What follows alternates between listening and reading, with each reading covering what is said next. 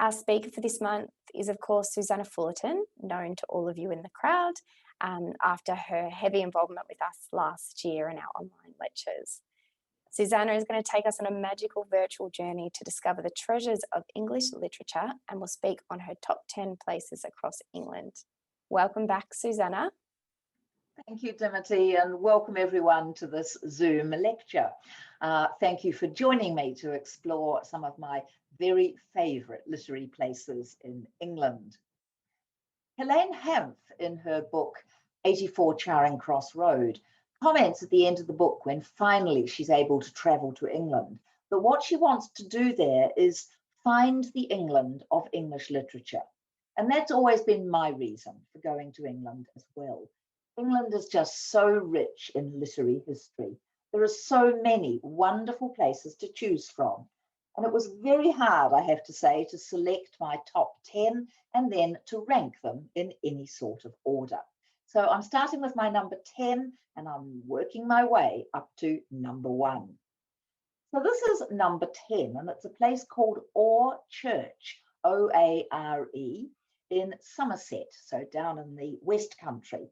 And this little church, very simple and set in the Exmoor National Park, is the setting for a very dramatic scene in what was one of the most popular novels of the 19th century, Lorna Doone, by R.D. Blackmore. Now, R.D. Blackmore knew this little church very well. His grandfather had actually been a vicar in the church from 1809 to 1842. So he was very familiar with the building when he came to put it into his novel. And it's an interesting little building. As you can probably tell, it was originally just the tower and the front part, but other bits got added at different times in its history. And it's a wonderful old building to visit.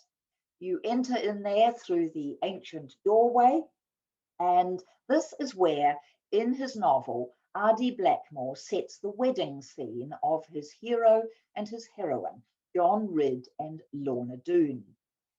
This is John Ridd from one of the film versions of Lorna Doone.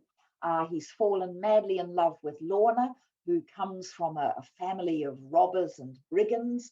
They have courted and he has sort of carried her away from the wicked Doone family, and he plans to marry her in this little tiny church.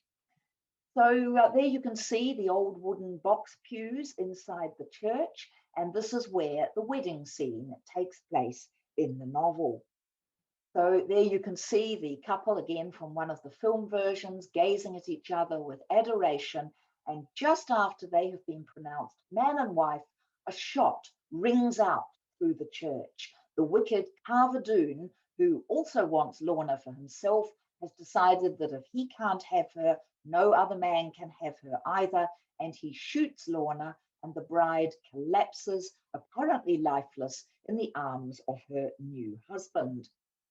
So there you can see the couple, again in another old film version, just moments before the beautiful Lorna gets shot.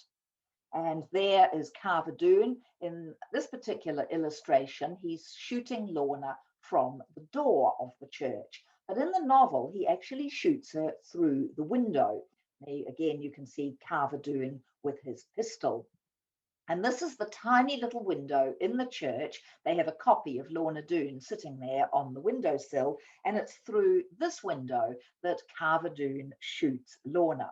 I'm sure you'll be very relieved to know, if you have not read the book, that Lorna does actually recover and becomes a happy wife and mother. R.D. Blackmore grew up in this area listening to legends of a 17th century outlaw family. And it would be those legends that would inspire his best-selling novel. Now, the book was actually published in 3 volumes in 1869, and it didn't sell very well at all. But just a year later, it came out in a much, much cheaper 1-volume edition, and it took off and sold like wildfire. Thousands and thousands of people read it, including people like Thomas Hardy, Robert Louis Stevenson. They were great fans of this novel.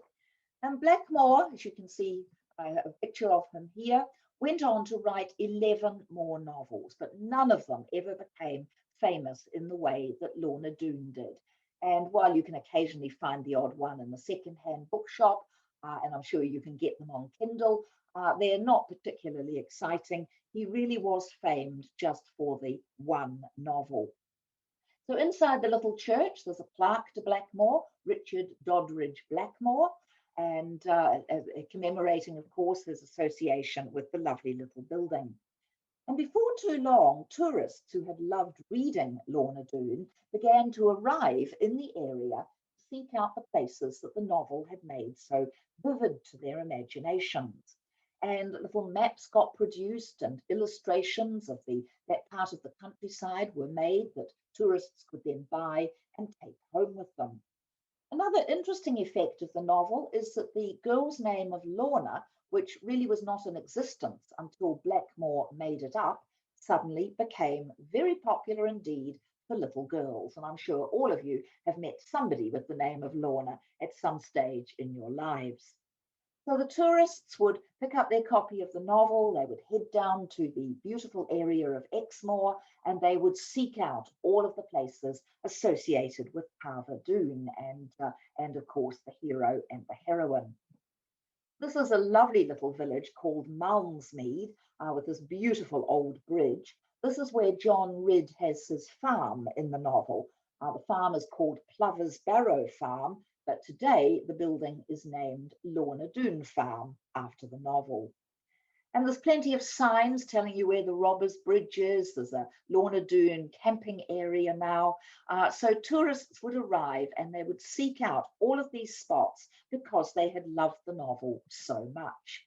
There's a Lorna Doone hotel in nearby Porlock, which does a very nice Devonshire tea if you're ever in the area. John Ridd's father is visiting the market in Porlock before riding out over this lovely little bridge where he is actually killed by the wicked Doones. There's a Lorna Doone statue in the area as well. And people are today still coming here because of the novel.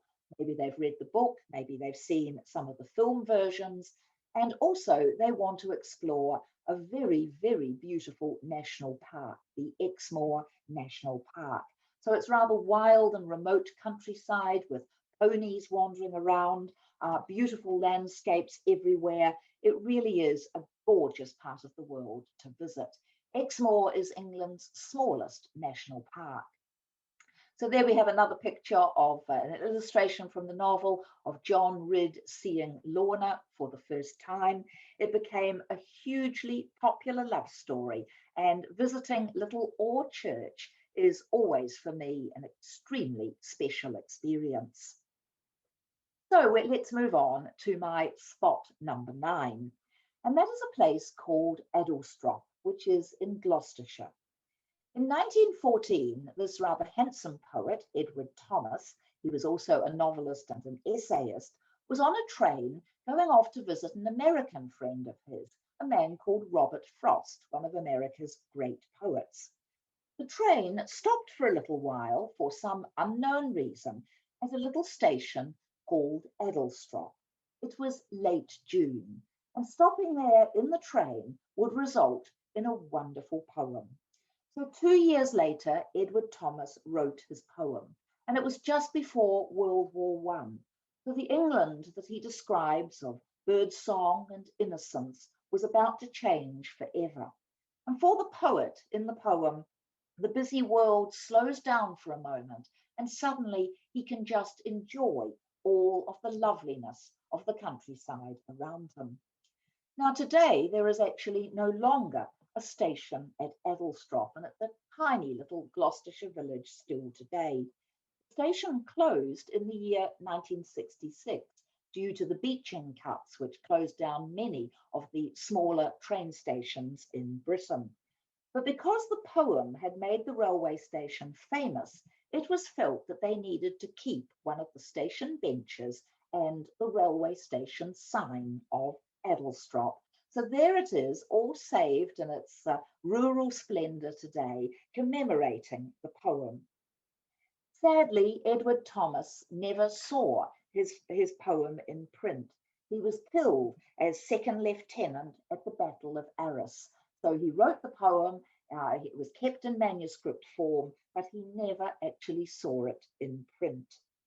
There is another interesting little literary connection in the village of Addlestrop because Jane Austen made 3 visits to the village and she stayed with a cousin of her mother's, a man called Thomas Lee, in this rectory in Addlestrop.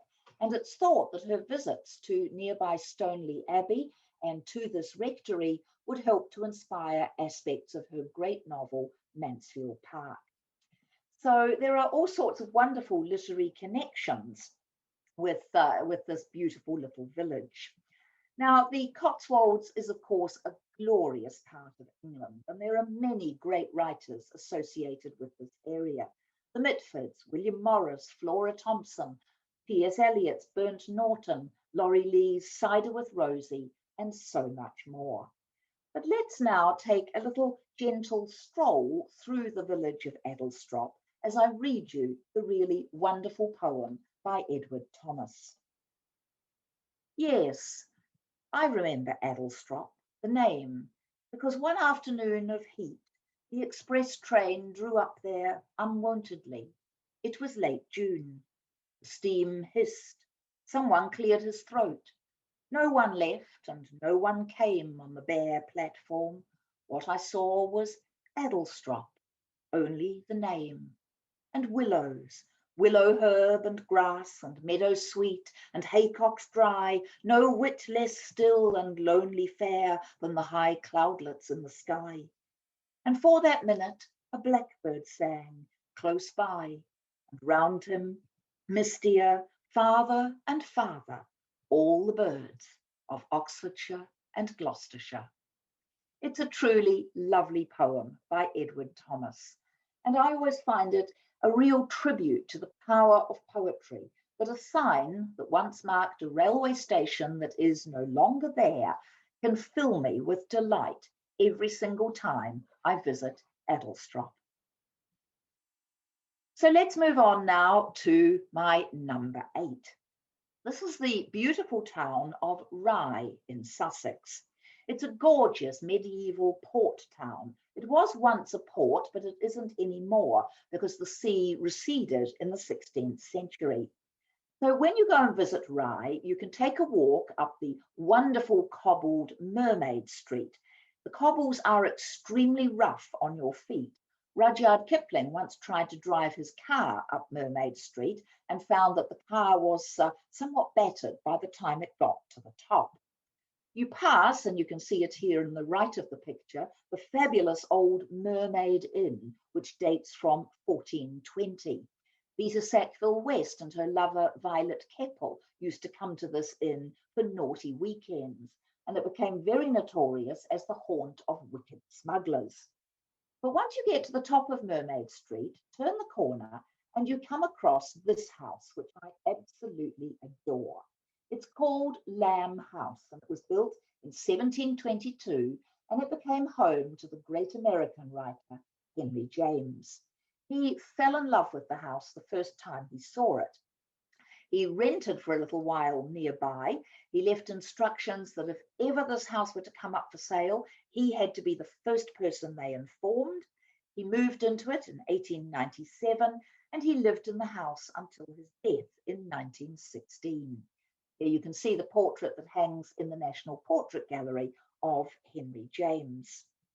Now, the house was actually built by a wine merchant called James Lamb, and there's a rather lovely story associated with it.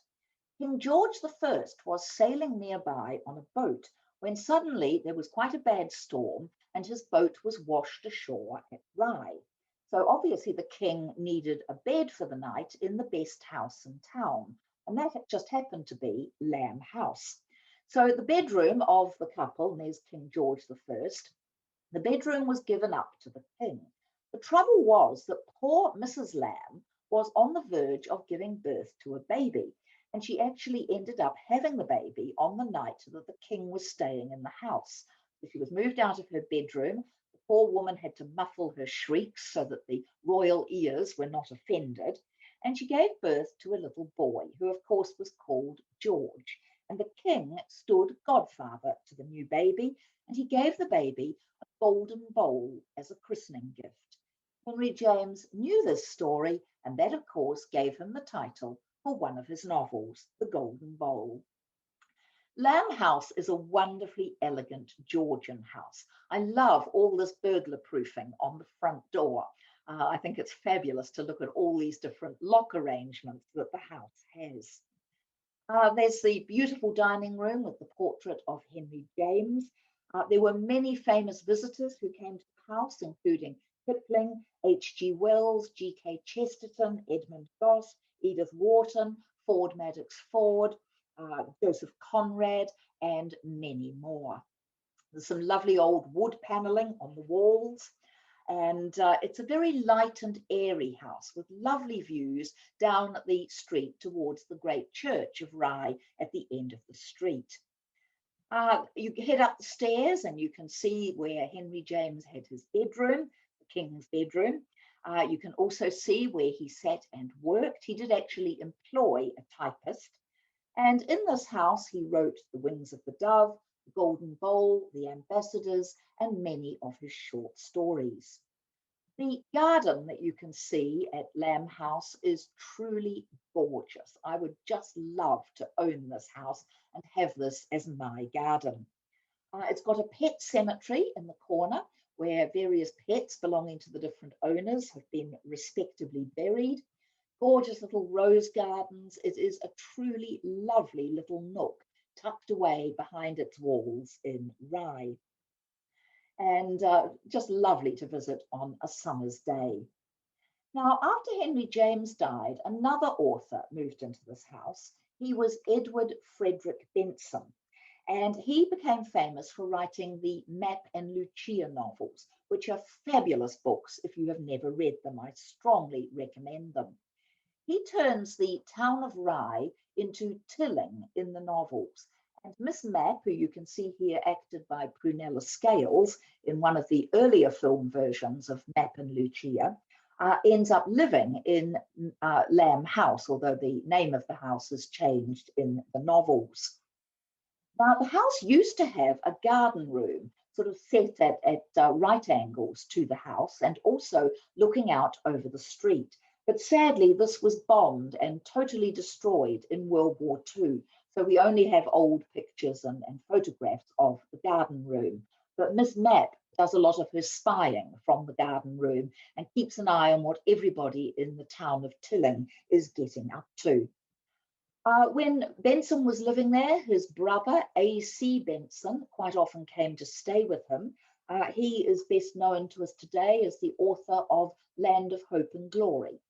So another person who wrote ended up visiting. And Benson actually became the mayor of the town of Rye.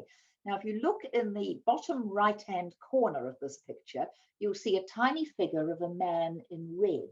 That's E.F. Benson in his mayoral robes. And he paid for this window to be made, and he had himself inserted there in the bottom corner of the windows. When the most recent film version of Map and Lucia was made, it was again filmed actually in Lamb House and in Rye. And then after Benson, the next author to come and live in the house was Rumer Godden, another very prolific writer. She was rather worried by the ghosts that she said haunted the house, and she even called in a sort of poltergeist searcher to see if they could find out more about the ghosts in the house. And she ended up writing one of her children's books, The Kindle of Kittens, set in the town of Rye. So Lamb House is a place with enormous literary heritage. You know, all those different famous authors have come and lived in this gorgeous house. So it has to be, I think, one of the most literary homes in England. And I would be very happy to move into Lamb House tomorrow were it ever offered to me. But the National Trust have their hands on it, and I guess that's the way it ought to be. So let's move to my number 7 spot, which I'm sure you can tell from this picture is the Bronte Parsonage in Haworth in Yorkshire. Emily Bronte once wrote, "The house is old, the trees are bare, moonless above bends twilight's dome, But what on earth is half so dear, so longed for as the hearth of home? And this, of course, was home to three of the great sisters of English literature, Charlotte, Emily, and Anne Bronte. In their time, it did not have the extra addition to the house that you can see on the right. That is now the museum display area of the house. So Patrick Bronte moved in with his family in the year 1820. He then had his wife and 6 children. The house was probably built about 1788 or 1789. And there you can see the mother of the Brontes, who died very soon after moving in, leaving her widowed husband with 6 small children to care for. In the end, the 2 oldest girls, Maria and Elizabeth, died when they were sent to a dreadful school, which inspired Lowood School in Charlotte's Jane Eyre. But today the house is a truly wonderful museum. This is an old photograph, and you can see here the house without the addition to the far side of it, but you also get a sense of the amazing proximity to the graveyard. And the Bronte sisters would draw their water from a well at this side of the house. And the graveyard is on something of a slope. So it's thought that the water ending up in their well sort of drained through all of the bodies that were there in the graveyard. And when you look at the situation of the house, it really is amazing that the inhabitants lived for as long as they did. There you can see the little entrance hall. It's a very simple house. It was greatly fixed up in Charlotte's later years, and she did make some changes to the house. But it's now, of course, a truly wonderful museum. I first went there when I was 20 years of age, and I was wildly excited to be seeing the home of the Brontes. And I took a bus there, and I walked up the very steep street to the parsonage, and it was a very memorable visit indeed. There's no living room in the house. This is the dining room, which was sort of used as a living room. And there you can see the table round which the girls walked at night, discussing their stories. The couch upon which Emily is said to have died. Charlotte's sort of working desk or portable desk is there on the table, and all sorts of wonderful Bronte memorabilia. So it is a very, very special place to see, to actually go and visit. After Charlotte's 2 sisters died, Charlotte would walk round and round this table on her own. Elizabeth Gaskell, another wonderful author, came to stay, and she records hearing Charlotte's lonely footsteps going round and round that table in the evenings. There are many wonderful rooms in the house. This is Patrick's study. He, of course, was the perpetual curate at Haworth Church, so he had sermons to prepare and letters to write and parish business to conduct. I'm very fond of the kitchen. That's a German grammar book propped up there on the table. While Emily was kneading the bread, she would be learning her German grammar at the same time, and sometimes listening to the stories told by Tabitha Ackroyd, the family servant, stories which would help to inspire her novel, Wuthering Heights. You head up the stairs, you can look out that window over the graveyard, and you see the various bedrooms. This is Branwell's bedroom. Branwell, of course, turned to drink and to drugs, and he was the first of the adult siblings to die. He was an artist, but he never really was able to realize the family hopes. So the things to do with Branwell in the house all tend to be rather sad. And the children, when they were small, were given some little toy wooden soldiers. And from these, they would create imaginary stories written in tiny, tiny little books in minute handwriting. And some of those are on display as well. This is Patrick's bedroom. It's a warming pan, a sort of early form of hot water bottle, I guess, there on the bed. He certainly had the most comfortable rooms in the house. His daughters sort of had to make do with something smaller. Charlotte's honeymoon dress is on display, and the waist is tiny. She was very small. It's fascinating looking at some of these wonderful things that they exhibit in the museum. And the sign outside announces to the world that this is the Bronte Parsonage Museum. And of course, thousands of tourists come from around the world to see it. This is one of the tiny juvenilia books. That's a magnifying glass in front of it. They're about an inch to 2 inches in height and about an inch wide. And the writing, as you can see, is incredibly tiny. Even with the magnifying glass, I find it very hard indeed to read what is written there. There's a statue of the three sisters outside. I don't like it very much. I don't feel it's particularly accurate of the Brontes, but that's a matter of personal taste. And then there's Haworth Church, which has been quite considerably changed since the time of the Brontes. And it is fascinating to wander through the graveyard. But the vault for the Brontes is situated inside the church. Anne is the one member of the family not buried there. She was buried in Scarborough, which is the place where she died. So that too is a moving Bronte place to visit. The graveyard, those graves are jammed in. Even in Patrick's day, he was told he really shouldn't be burying any more people in the graveyard. It was getting insanitary, but there was nowhere else for them to go. And so the graveyard is incredibly packed.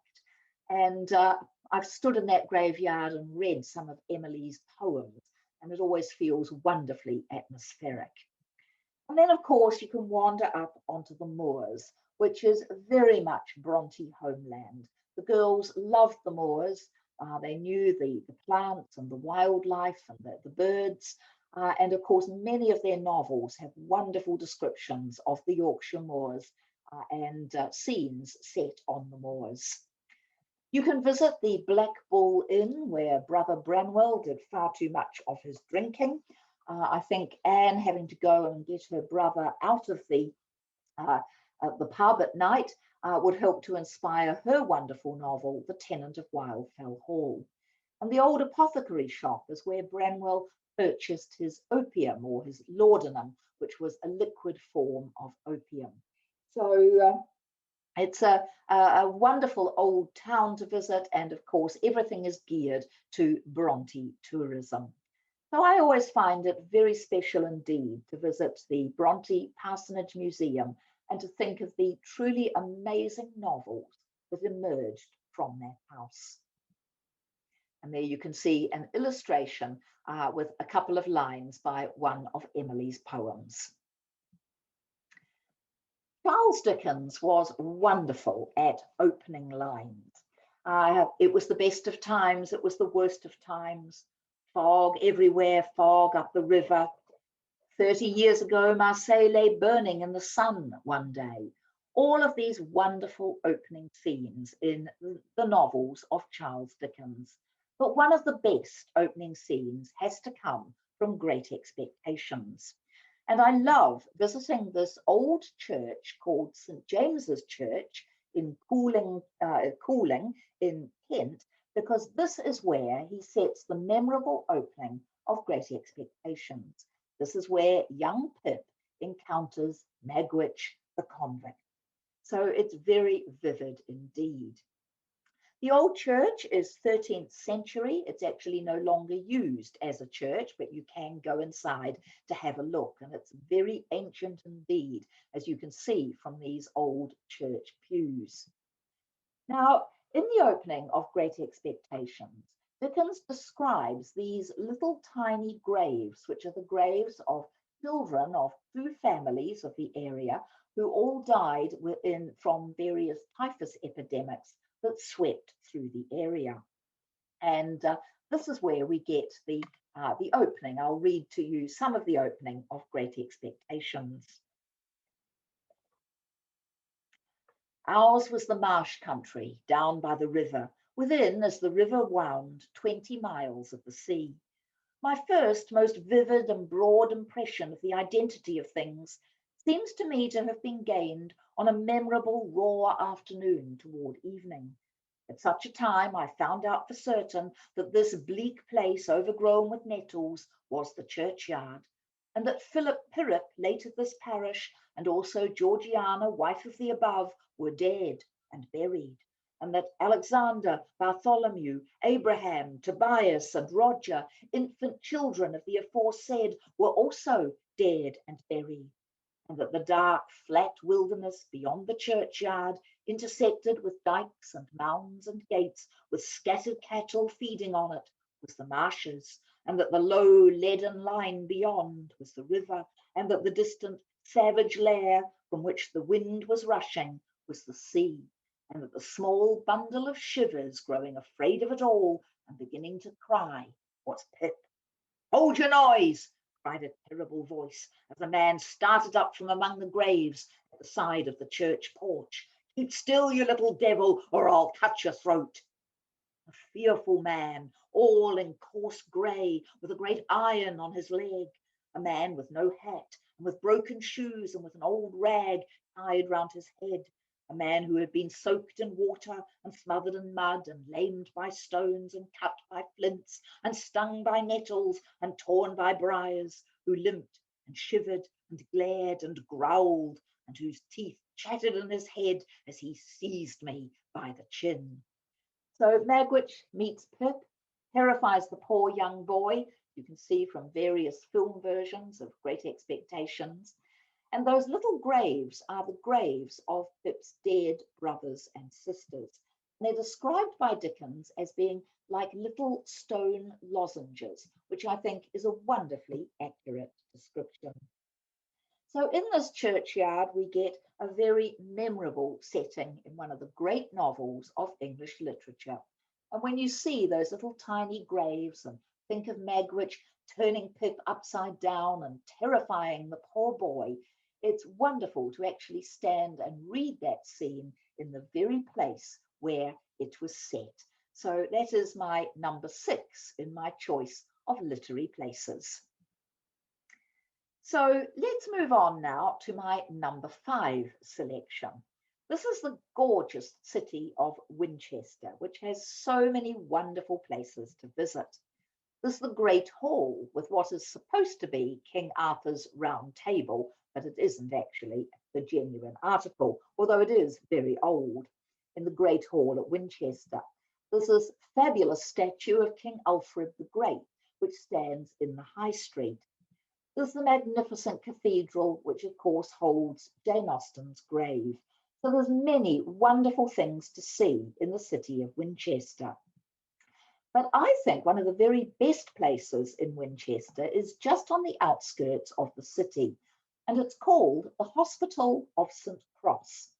Now, it's not actually a hospital, it's England's oldest almshouse, and it was established in the year 1132 by Henry de Blois. It was extended in 1446 by Cardinal Beaufort, who was the son of John of Gaunt. Now, the almshouse was established for elderly gentlemen of good character who could go and live there very comfortably. And that is still the case today. It is still lived in by elderly gentlemen. The almshouse has a wonderful tradition of hospitality. You can go there and ask for the wayfarer's dole, and you will be given a cup of ale and a little piece of bread. This has been the tradition at the almshouse ever since it was established. So if you ask for your wayfarer's dole, you are following in the tradition of hundreds of years of travellers. You have to ask for it at St. Peter's Gate. It's not offered to you automatically. And there you can see a picture from quite some time ago, people enjoying their wayfarer's dole. Now, there was a very bad scandal of financial mismanagement at the Hospital of St. Cross.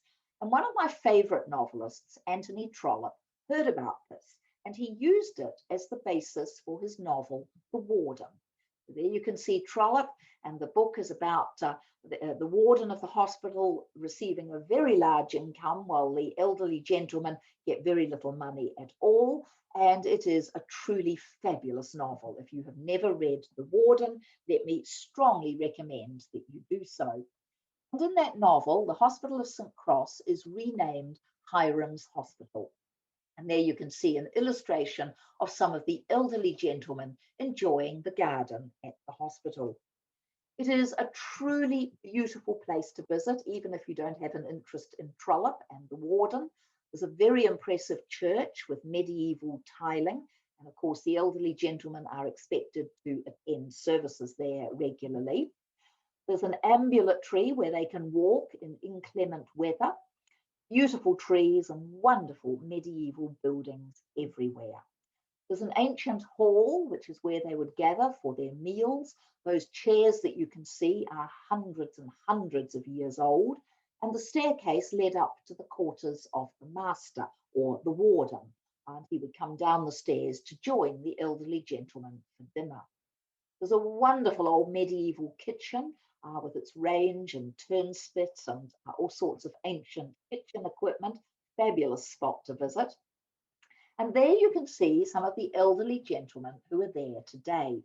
Some of them wear black gowns and some of them wear red gowns.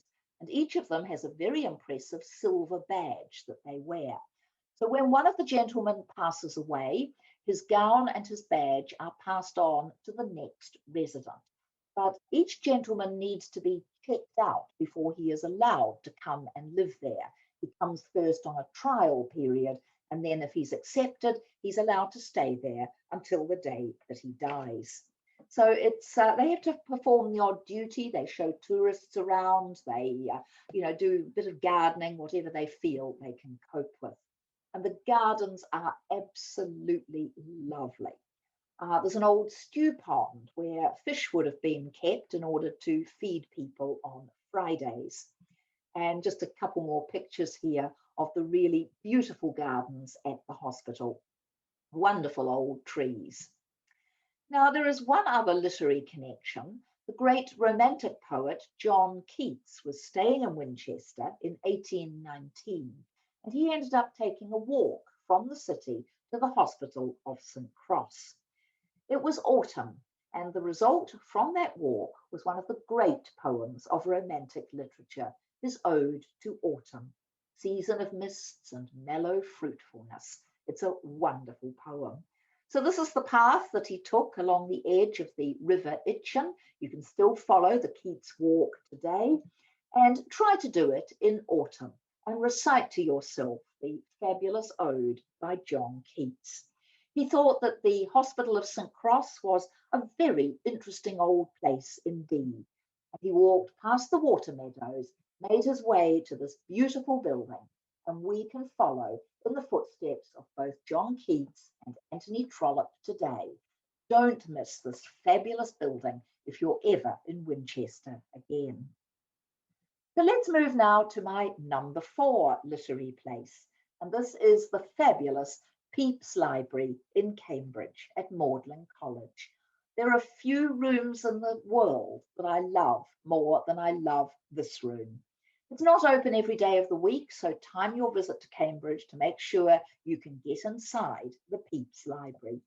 It is an amazing testament to a man who loved his books, arranged them, catalogued them, collected them, considered what ought to be kept and what perhaps ought to be thrown away.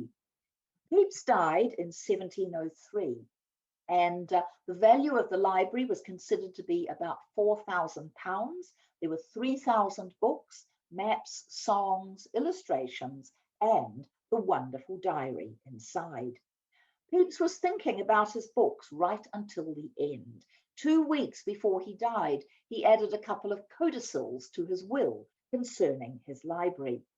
It was passed to his nephew and then to his old university, Magdalen College, Cambridge.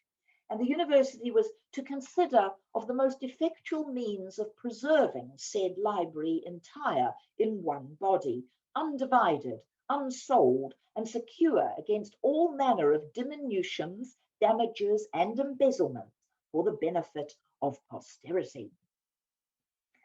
The library is contained in 12 beautiful oak bookcases, which were made to Pepys's design by one of the carpenters of the Royal Navy.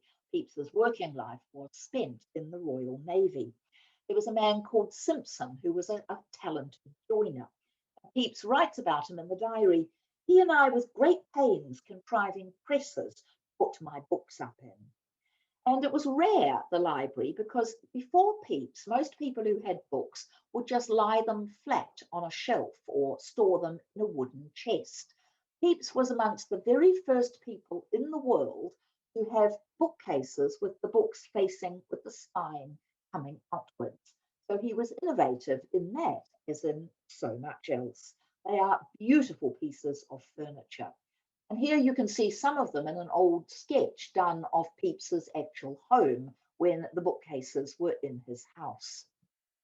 And you can buy replicas of the Pepys bookcases. So it's something I would love to do, but of course they're sold in England and getting one out to Australia might prove to be somewhat complicated. These are Pepys's credentials for his work in the Navy.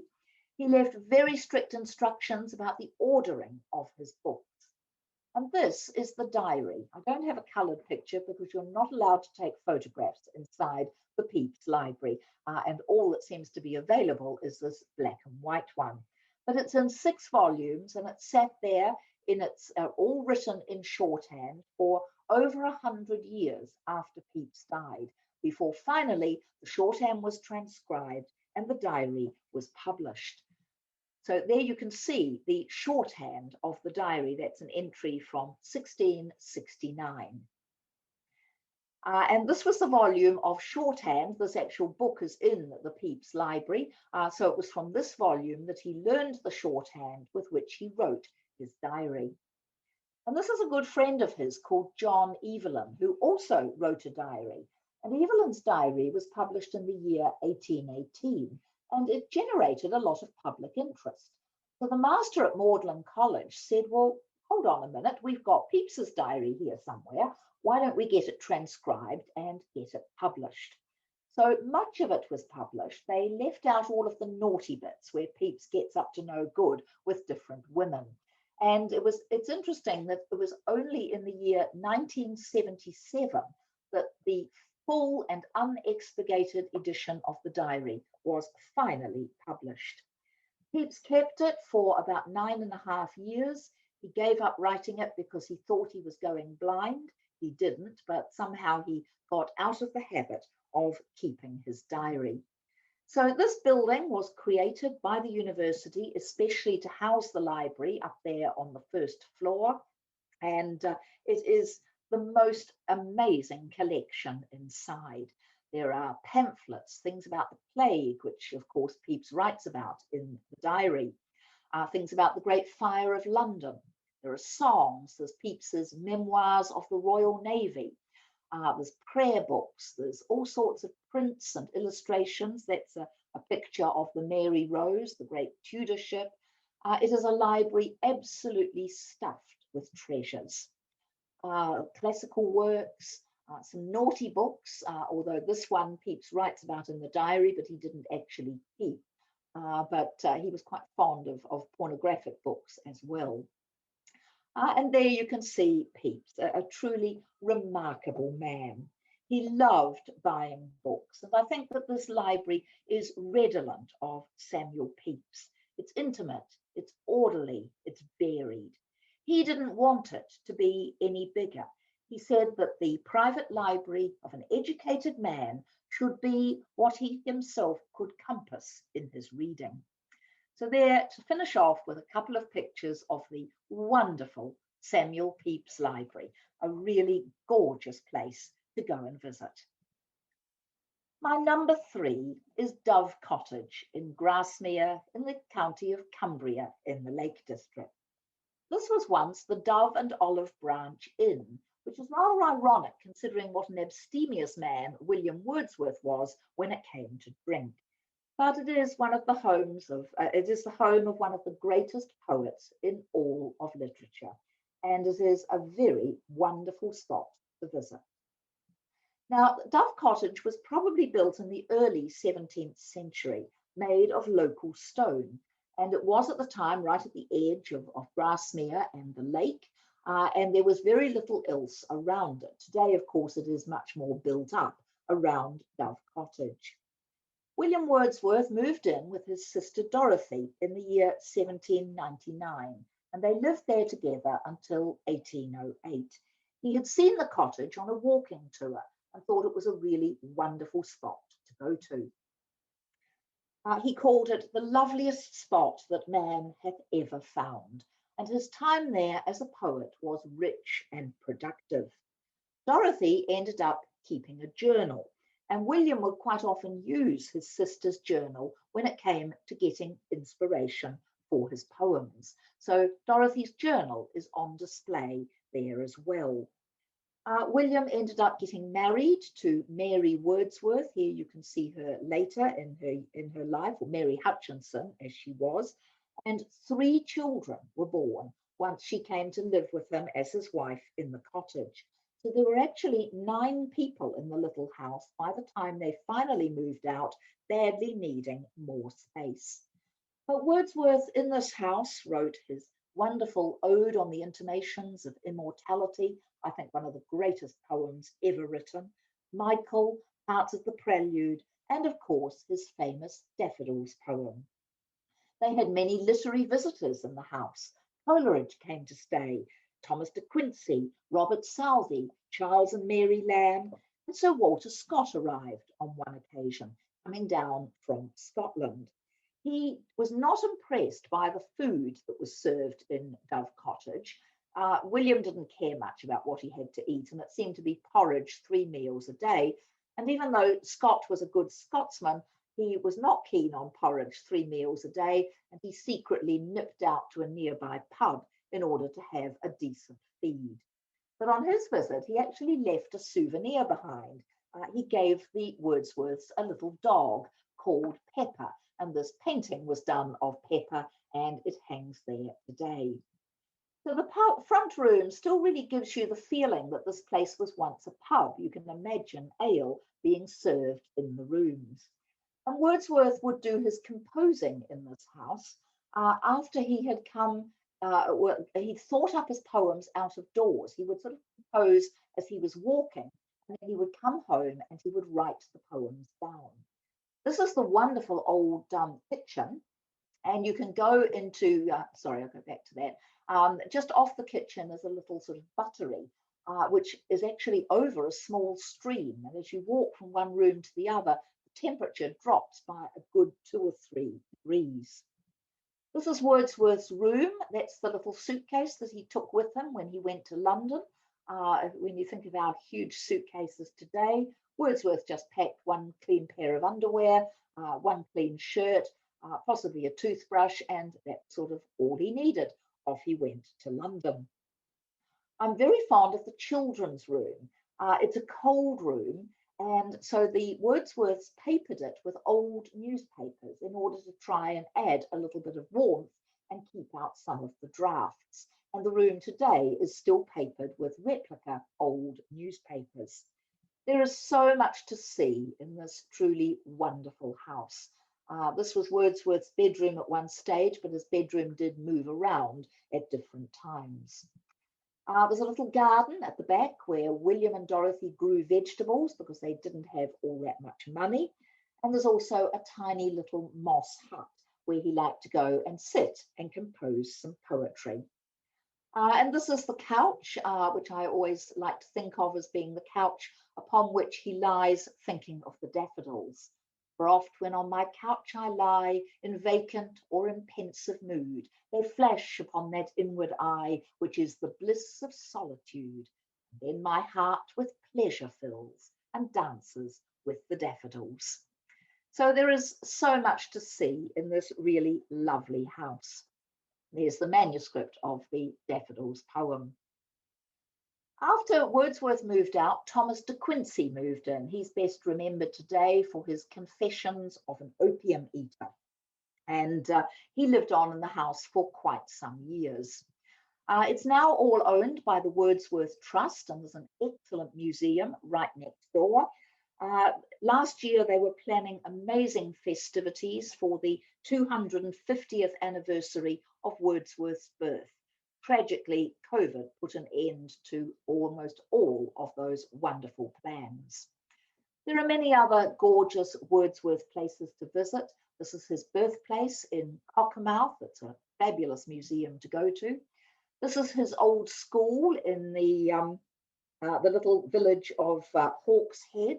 And what I love in that old schoolroom is the masses of graffiti on all of the desks, including, you can see it under that little framed bit, the signature of William Wordsworth.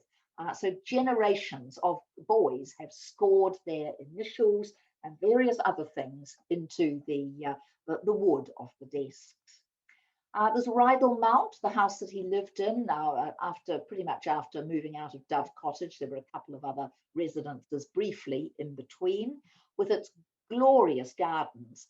Wordsworth was actually a very talented landscape designer, so the gardens there are well worth visiting. And then there is St Oswald's Church in the village of Grasmere, and in the churchyard, the grave of the great William Wordsworth. Wordsworth once wrote, "My heart leaps up when I behold a rainbow in the sky." Well, my heart always leaps up when I visit Wordsworth country, and particularly Dove Cottage. So it is a very special place indeed. So now I'm moving on to number 2. Only 2 more to go. My number 2 is the home of this writer, Rudyard Kipling. It's a house called Bateman's in the little village of Burwash in the county of Sussex. In 1902, Rudyard Kipling went house hunting. He had been living in the house you can see with the blue plaque in the town of Rottingdean in Sussex, but it wasn't very private, and people were arriving and staring in the windows to see the famous author Rudyard Kipling, so he wanted something with a little bit more privacy. And on a car trip, looking around in the area, he found this gorgeous house called Bateman's, and he knew immediately it was what he wanted. "That's her, the only she," he declared, and they bought the house immediately. It cost them £9,300, and he spent a lot more on it. It dates from 1634, when it was the home of an ironmonger. And to me, it always seems as if Bateman's has almost grown out of the ground. It's so in harmony with its environment. The stone is mellowed, the ivy grows over it. It is a truly beautiful house. So you walk down to it from the visitors centre and the car park, past the orchard, lots of fruit trees, which I believe still bear plenty of fruit. And you arrive at the entrance porch to the house. And something I always love to do is to pull the old bell pull that you can see just there at the side of the door. It's a long chain hanging. This actually belonged to the home of Kipling's aunt, Georgiana Burne-Jones, married to the great Pre-Raphaelite artist. And Kipling would go and stay with Aunt Georgie when he was a little boy. And he always felt so happy to be going to stay. And he loved pulling that chain and announcing that he had arrived. So he finally got hold of it, he put it up, and he hoped that every child who pulled that bell pull would feel as happy as he had when he had given it a yank. The entrance hall is where Kipling would conduct business. There are wonderful dark panels around the house, filled with memorabilia. Kipling was so famous when he died that really everything was just left as it was. So you feel that Kipling and his wife Carrie have just popped out for a while because really nothing has been changed. There's some rather wonderful Spanish leather on some of the walls inside the house and some beautiful antique furniture. I'm very fond of the dining room, which has this particularly ugly painting on the wall. In fact, that gives you a closer view of the painting. It was given to the Kiplings by a friend who used to come and visit quite frequently, so they didn't feel they could stuff it in a cupboard and get it out of sight. Kipling would sit facing the painting at this end of the dining table because he was so short-sighted he couldn't see it properly, and Carrie would sit with her back to the mediocrity of a work of art. I love going into the living room. That old radiogram, you can fiddle with the knobs and you can listen to actors reading you some of Kipling's poems. One is particularly sad. about Kipling's son, John, who died in the First World War. His body wasn't actually found, although we now know where he was buried. And Kipling wrote a very, very moving poem called My Boy Jack. And you can sit there with tears in your eyes, listening to a lovely reading of that very moving poem. Kipling's bedroom with his travelling trunk. He did, of course, travel to Australia. I wrote a chapter about his visit here in my book, Brief Encounters. I like to think that that travelling trunk was the one that he brought with him when he came to this part of the world.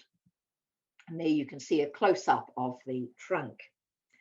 And the library is a truly fabulous room. Kipling was quite short, and the chair that he sat on had little additions to the bottom of it to make it a little bit higher, so that he could reach the desk in greater comfort. But the books are all as he left them.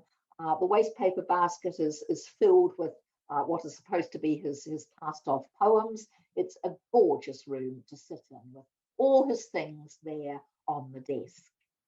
And a portrait of his wife, Carrie. The author Nigel Nicholson has done a rather interesting book about Carrie called The Hated Wife. Most people didn't like her, and she was a very determined woman. This portrait, I think, captures that determination. It was done by Kipling's cousin, Philip Burne-Jones. The books on the bookshelf, you could spend hours just looking at things in that wonderful library. And there was a couch there, so if Kipling was suddenly tired of composing poems or writing stories, he could lie for a while on the couch and refresh himself or get inspiration. And there's an exhibition room filled with all sorts of interesting photographs and information about Kipling's family, about his children. There's his Nobel Prize citation. He was the youngest author ever to be given the Nobel Prize for Literature. So there's so much to have a look at. There's Kipling's motor car. He himself didn't drive it. They always had a chauffeur, but he was very, very fond of the latest in technology when it came to cars. And the grounds are gorgeous. And if you go to Bateman's, I strongly recommend that you go for a walk through the rather wild orchard part to the old watermill, which still grinds flour to this day. It's just a 5 to 10 minute walk, and it's just beautiful to take. I do it rain or shine every time I'm at Bateman's. But I think one of my favourite views in the whole of England is to stand at the end of the pond looking towards this beautiful old house. A frequent entry in the Kipling's visitors book was FIP, which stood for Fell in Pond. It happened a lot. Kipling was wonderful with children, and he had all sorts of games for children who came to visit at Bateman's.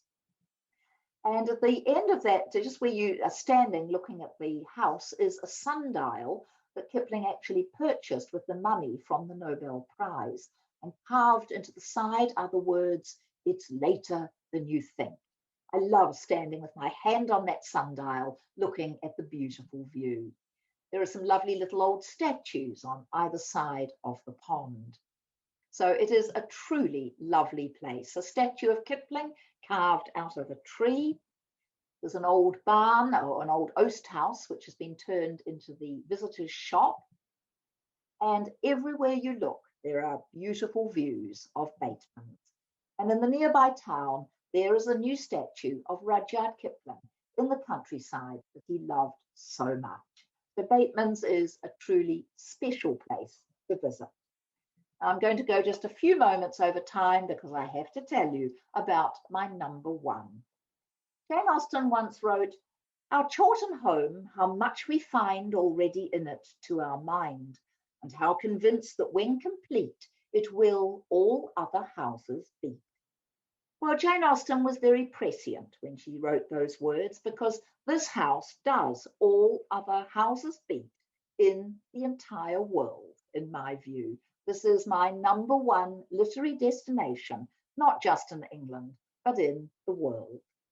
It's an old 17th century cottage, and it was once an alehouse. I have to say, I don't think it is the most beautiful cottage in the world, That's what it used to look like closer to Jane Austen's time, with a village pond very nearby. But it is today a truly marvellous museum. The house, the little church that Jane Austen worshipped at and where her mother and sister are buried, to go to the village of Chawton is a magical experience every single time. And I think of all pieces of furniture in the world that I love, this has to be number one. It's at this little table that Jane Austen revised Sense and Sensibility, Northanger Abbey, Pride and Prejudice. And on this table, she wrote the new drafts of Emma, Mansfield Park, and Persuasion. She began Sanditon as well. To look at that little oak table, a very simple piece of furniture, is incredibly moving. There's an old barn outside.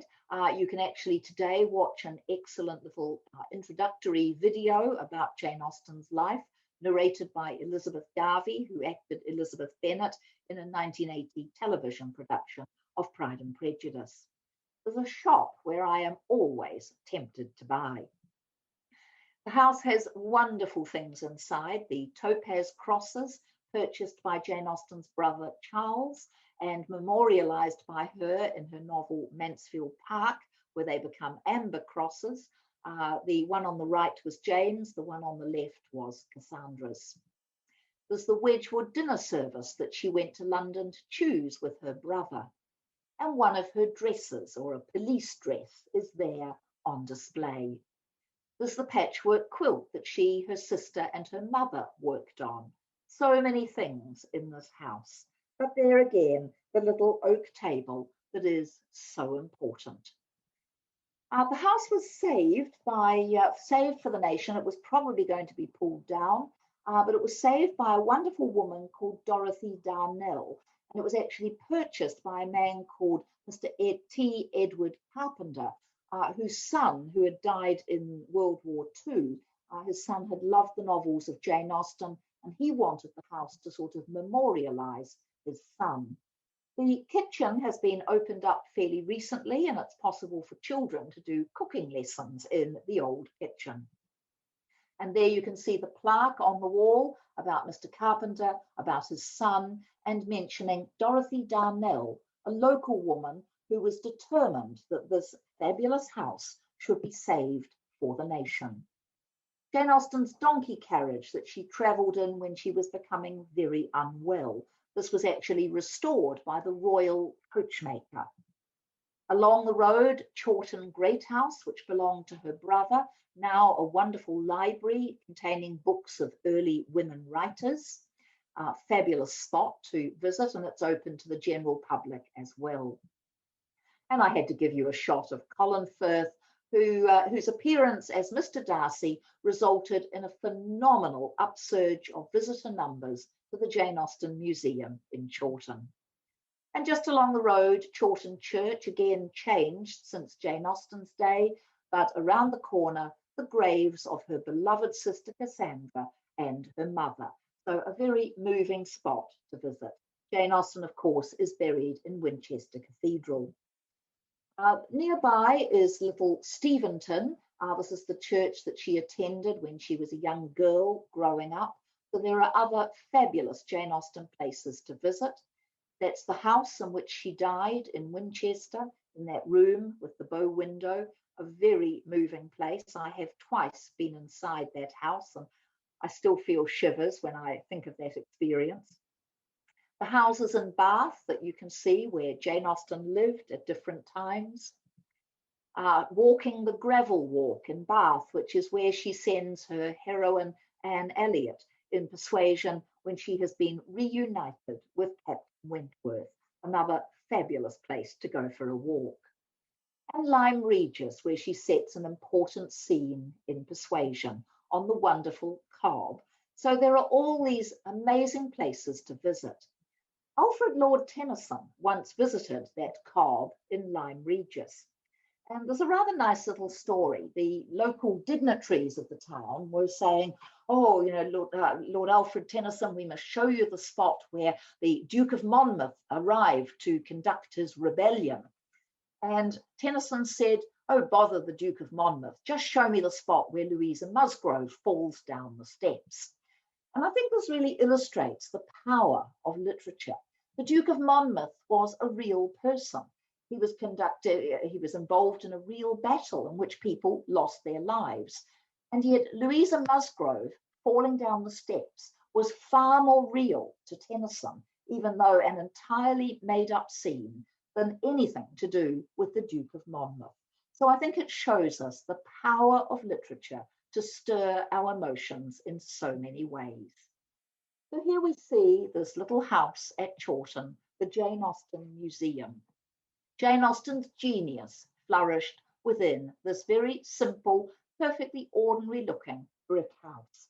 But I think that the greatest novels ever written emerged from this home, and that's why I choose it as my #1 literary destination. That little table moves me to tears every single time. There's a statue of Jane Austen in Basingstoke, not far away. This is a fairly new addition. I have not yet got to Basingstoke to see that statue. England, as I mentioned, is packed with literary treasures, and choosing only 10 places was incredibly difficult. This gives you an idea of some of the others that I could have added. Daphne du Maurier's wonderful town of Foy, Lord Byron's great home at Newstead Abbey, Thomas Hardy's birthplace and his home of Max Gate, Agatha Christie's Greenaway, all the Shakespeare properties in Stratford, the James Herriot House and Museum in Thirsk, Shandy Hall in Coxwold in Yorkshire, Beatrix Potter's home in the Lake District, Rochester for all the Charles Dickens places, Coleridge's home at Netherstowey, Tennyson's Farringford, Milton's cottage, D.H. Lawrence's birthplace, Monk's house where Virginia Woolf lived, Sissinghurst, playing poo sticks on the original Pooh Sticks Bridge, the Arundel tomb that Philip Larkin describes in a poem, and Grantchester with the church clock. And stands the clock at 10 to 3, and is there honey still for tea? He asks. I haven't even mentioned London. That's a whole other talk. One day I'll get around to doing my top 10 places in literary London. There are statues, there are graves, there are museums, film locations, and wonderful houses connected with writers. So I hope you've enjoyed this little visit to literary places connected with this blessed plot, this earth, this realm, this England. Thank you very much. I don't know if we have time for questions, Dimity. Have we got a few minutes, or I've gone 5 minutes over? That's okay. If anybody does have a question, feel free to pop it in the box, but I haven't had any come through so far. But we'll wait maybe another minute or two for a buffer if you like. You might all like to think about which your favourite literary places are. You'll probably say, oh, but Susannah left out this place that I love, or she should have included that one. And believe me, it was very hard choosing my top 10, but I agonised over it. And then I kept changing the order, and I'm sure you've got places of your own that mean an enormous amount to you. But I hope you've enjoyed sharing with me in some of my favourite literary places in wonderful England. And I just do hope that before too much longer, we will all be able to travel there safely once again. As do I. Victoria has said a really enjoyable afternoon. Thank you. But we've had no questions come through. So thanks everyone in the crowd. Thank you, Susannah. Thank you all. And I do have a talk on my top 10 places in literary France, and another one on my top 10 literary places in Scandinavia. Those are both available through my website. They're just $9 each. So if you're wanting to get to watch either of those, just visit my website and they're there. And if you haven't signed up for my newsletter, Notes from a Book Addict, you can also do that on my website. And that, of course, is a free newsletter coming out every month. Perfect. That's wonderful. Thank you, Thank Susannah. you, and I do hope I'll be getting back to the club in reality, not we just hope by so Zoom, too. Before too much longer. Stay well, everyone, and thanks very much for joining me. Thanks. Bye-bye.